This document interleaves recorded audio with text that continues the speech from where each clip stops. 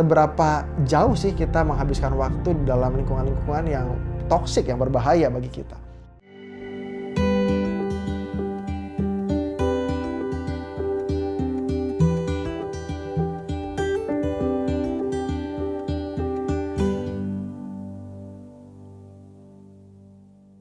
Halo sahabat Guiding Counseling, hari ini saya mendapatkan email dari seorang anak muda bernama S yang berusia 23 tahun. Dia bilang begini, "Halo Kak Michael, nama saya S, seorang pria berumur 23 tahun. Dan saya merasa punya masalah dengan kehidupan saya nih Kak. Saya sampai sekarang belum tahu mau buat apa padahal sudah lulus kuliah. Saya kerja pun hanya bertahan 4 bulan ataupun 5 bulan dan kehilangan passion. Saya nggak tahu apa yang saya suka atau apa yang saya mau buat. Saya sepertinya karena quarter life crisis deh Kak. Saya nggak berani ketemu teman-teman. Ya, mereka sudah banyak yang berhasil di usia muda dengan mengerjakan bisnis, forex, punya rumah, punya mobil, dan look fine and confident banget. Saya kok nggak sepede mereka ya Kak. Saya jadinya jarang bergaul dan kerja pun ingin resign.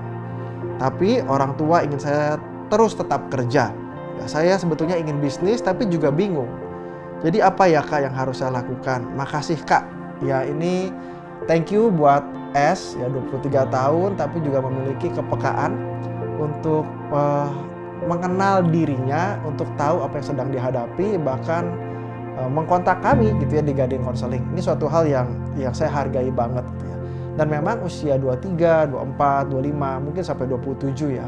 Itu periode berikut ya, periode di mana kita masuk ke sebuah kondisi stages yang berbeda, di mana keberhargaan diri kita itu ya dibangun melalui apa yang kita sudah capai, ataupun bagaimana kita membangun koneksi atau pertemanan, gitu, bahkan kehidupan pernikahan, gitu. Itu suatu hal yang sudah mulai dipikirkan, sehingga tidak heran kita merasa seperti itu.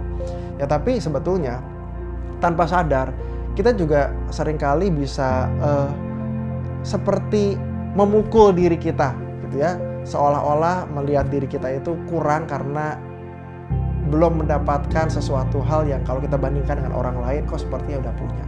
Padahal kita juga nggak fair ya. Padahal ada rekan-rekan kita di range usia yang sama mengalami pergumulan yang lebih sulit gitu, sehingga kita bisa prihatin. Nah jadi dalam hal ini kita perlu hati-hati dalam meng-compare diri kita sendiri. Tapi sebetulnya kita juga perlu mempersiapkan beberapa hal ya di usia-usia yang sekarang ini quarter life crisis gitu ya.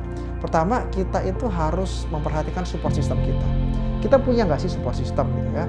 Apakah kita punya keluarga yang mendukung? Apakah kita punya orang-orang di sekitar kita, teman-teman baik yang juga tetap mensupport, yang bersedia mendengarkan keluh kesah kita? Itu hal yang baik. Atau zaman sekarang gitu ya, anak-anak muda perlu tuh merasa memiliki punya personal professional counselor. Nah, sehingga kami ini juga bisa menjadi support system yang siap selalu mendengarkan cerita kamu gitu ya, apapun yang kamu ingin sampaikan gitu ya, dan bahkan mengencourage dalam kondisi-kondisi yang sulit. Tapi yang kedua gitu, selain support system, kita juga memang mesti berhati-hati dengan toxic environment atau lingkungan yang toxic, lingkungan yang membawa racun bagi diri kita, bahkan mengintimidasi apa yang sudah kita kerjakan, kita lakukan sebagai anak muda gitu ya. Sehingga kita perlu tuh membatasi sosial media yang memang mungkin penting sekali ya, fun, fame, and follower itu jadi suatu hal yang penting dan mengintimidasi diri kita. Nah kita perlu lihat seberapa jauh sih kita menghabiskan waktu di dalam lingkungan-lingkungan yang toksik, yang berbahaya bagi kita. Tapi yang ketiga juga kita perlu belajar melihat hal-hal apa yang bisa kita syukuri. Jadi bukan hanya hal-hal yang kita kurang atau belum mendapatkan, tapi hal apa yang bisa kita syukuri. Mungkin hal-hal sederhana seperti mendapatkan pekerjaan di masa pandemi seperti ini. Tadi S juga cerita, kerja keluar 4 bulan atau 5 bulan lalu pindah lagi, tapi masih mendapatkan pekerjaan. Itu hal yang sebetulnya dapat kita syukuri karena tidak semua orang seperti itu. Ataupun ada orang tua yang memberikan support ataupun teman-teman, itu hal-hal yang sederhana yang dapat kita syukuri, sehingga kita tahu nih di dalam masa-masa yang kita semua sama-sama ingin maju pun ternyata ada hal-hal yang indah yang memberikan kekuatan, memberikan modal bagi kita untuk terus berusaha atau terus maju.